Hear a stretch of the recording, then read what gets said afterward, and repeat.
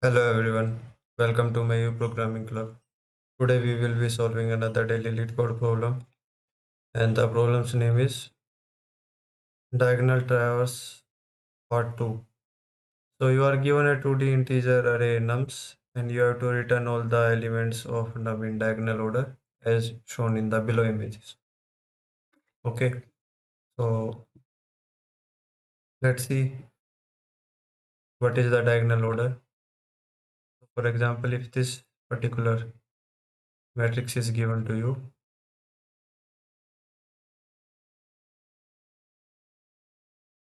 in this matrix,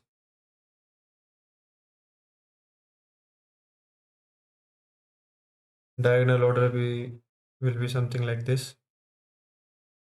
First of all, you will be visiting this diagonal, then this diagonal, and then this, and so on. So diagonal order will be 1, 4, 2, then 7, 5, 3, and 8, 6, 9. Okay. So this will be your diagonal order. 1, 4, 2, 7, 5, 3, 8, 6, 9. Okay, it's correct. So now we have understood what diagonal order is, and now let's have a look at the constraints also. So the length of the nums array will be of order 10 raised to power 5, and its uh, number of rows will be is equal to 10 raised to power 5, and number of columns will be of order 10 raised to power 5 also. Okay, so a brute force way to approach this problem would be that you will be running two loops, one for row and one for column, and you try to work something out in a order of n square time complexity that will give you TLE, because O of 5 square will be of 10 raised to power 10. So these number of operations will be required, and which are greater than 10 raised to power 8 operation limit.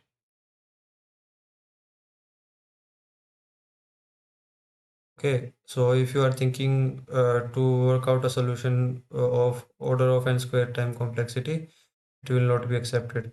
And so those of you who are new to this concept of 10 raised to power 8 operation limits, I will be providing a link of an article describing how the time complexity of accepted solution varies according to input size. Okay, so you can explore this link and link of the article, and then you will be able to understand what this whole limit thing is about. Okay, so we will not be approaching, we will not be using that kind of solution. What we will be doing is, instead of that, we will be using a breadth first search solution, BFS. For that, now you may ask, how would I know that BFS would work here? For that, you have to make some observations. Let's begin with the first one. If you see, if you consider this level,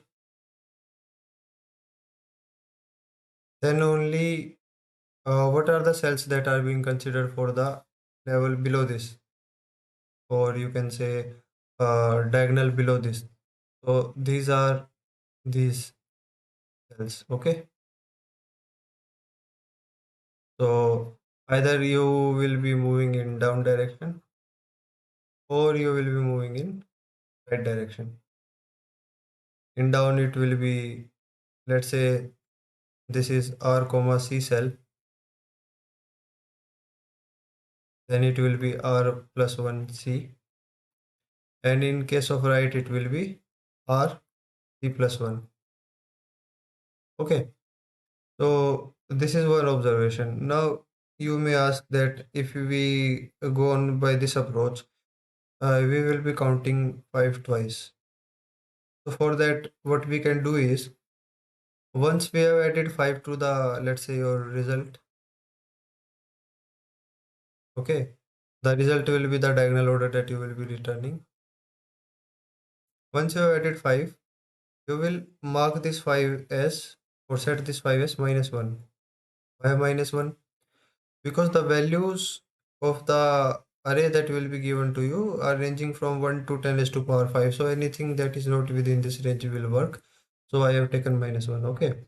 So this will avoid you taking 5 numbers like 5 again and again. And then you can see that we are exploring level by level. That's why we are applying BFS. If you see, uh, for 7, there will be two options. For 5, there will also be two options. For this 3 also, there will be two options again. And in some of the options, for a cell, you will be going out of the boundary of the cell, out of boundary of matrix. Okay. Then you have to apply some checks to keep yourself within the boundary of the matrix. Checks should be applied. Rest, it will be just a simple BFS, kind of a level order thing. Those of you who are new to BFS and level order, I will be providing a link describing link of article describing these two things. In general, it's a BFS only. So we will be going level by level. So this is level 1. Oh, let me change the color. So this is level 1. This is level 2. This is level 3. This is level 4. And this is level 5. Okay. So once you have extracted, you will be extracting nodes of a particular level one by one, and these two nodes will be called. So these two nodes will be called. What two nodes I am talking about? Let's say this is the cell that you are currently in. So you can either go in this direction or in this direction. So whatever the nodes are in these two directions, these will be the neighbors of this current node. You can call them neighbors. So a breadth first search can be applied here. Okay. And now let's have a look how the implementation goes.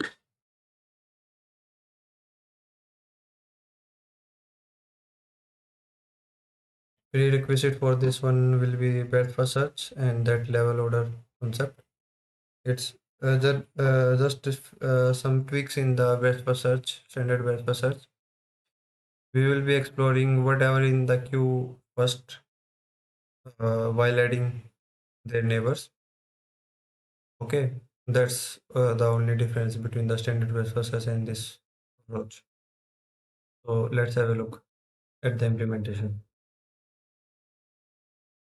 So this uh, Q will be, or let's say DQ will be used for BFS.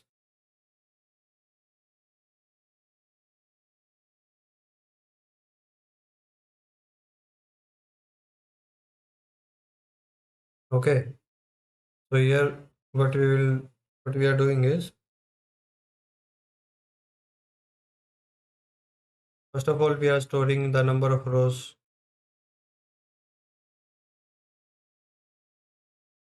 because at least number of rows will be constant. Number of columns you can't say, because here there is a example that columns are not equal in all of the rows.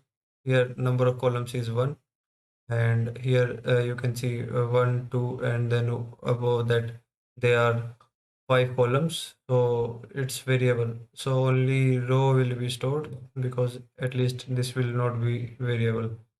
It will not vary for a given input. Okay, as it will not vary according to given input. What is the input? Input is this nums matrix.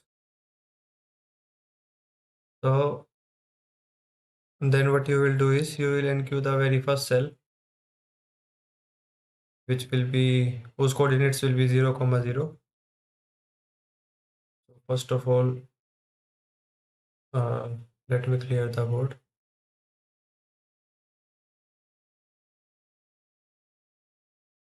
Yeah, I think it's clear enough. Okay, so first of all, what you will do is your queue will be adding, basically you are storing a pair in a queue. So this will denote your row number and this will denote your column number. Okay, so this will be the case, and your row number here is 0 and column number is also 0.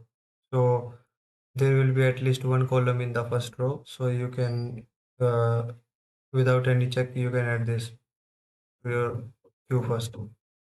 Then you will be making exploration based upon these two choices, down and right. Then you will be adding coordinates of 4 and 2, and so on you will go on. Okay, so this is what we are doing. We are adding coordinates x comma y, or you can say row comma column of the top left cell 0 comma 0. Okay, this is being added to the answer also. Okay, to the queue, and adding value at this particular cell to the result also. Okay, and then this is just a BFS, batch per search. So till all the nodes of the current level, which means that whatever is in the queue at this point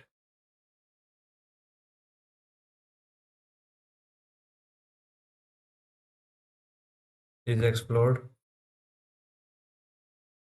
Why explored?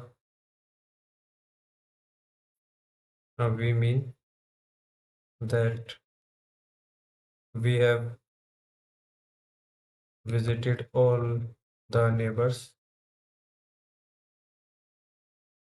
of the of each of the cell in the queue.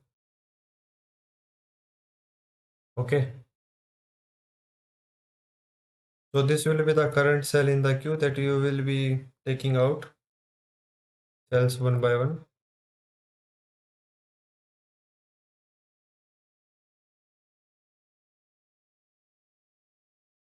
And if their neighbors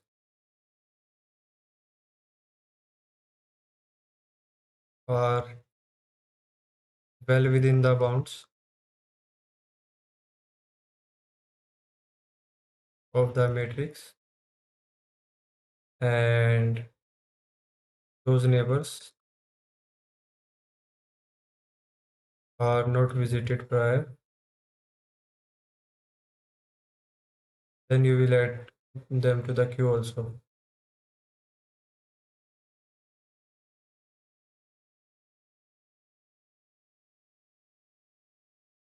For example, if you consider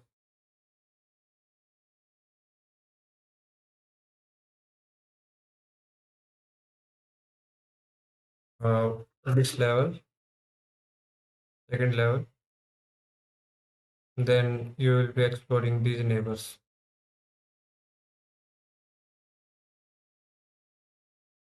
Okay, and this will be your current level that you will be whose neighbors you will be exploring. So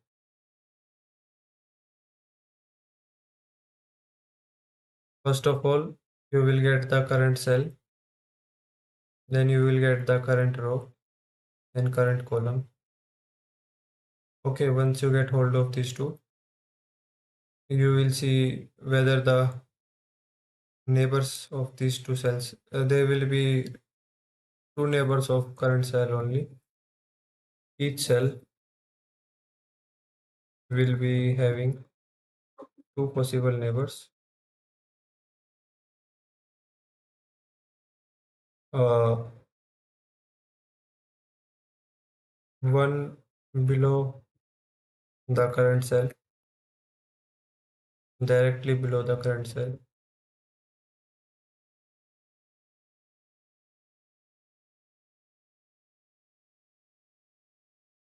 and one immediate right to the current cell.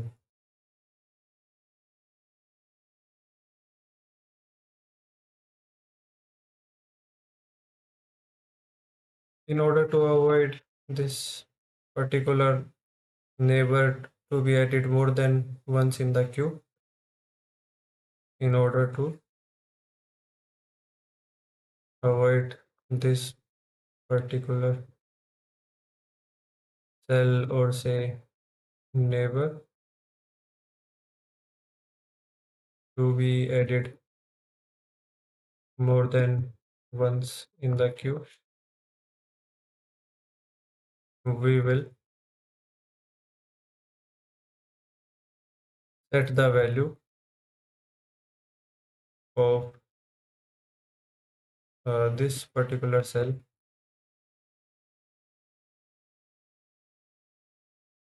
to -1. Also, before that, we will be adding the value of the current cell to the result.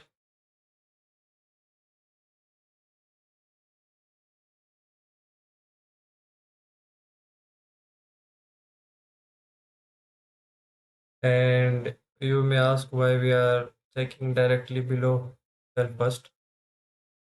We are checking directly cell directly below the current cell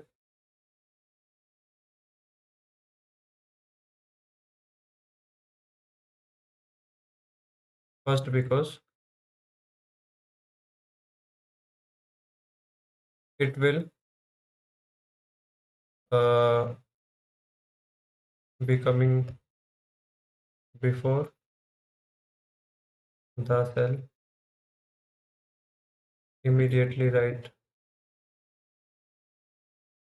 immediate right to the current cell in diagonal order.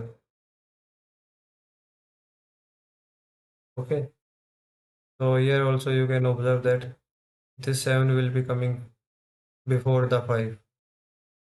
Similarly, 5 will be coming before 3, as you can see here also. Yeah, that's why we are taking the cell directly below the current cell first, checking for it, and if it satisfies the conditions, then we are adding it to the queue. Okay, and then we will simply return our resultant array. Okay, then we will return our result. Okay, so that is how we will be solving this particular problem. Now, if you are having any doubts or any queries in general, then please feel free to ask them in the comment section. Thank you for watching. Have a great day ahead.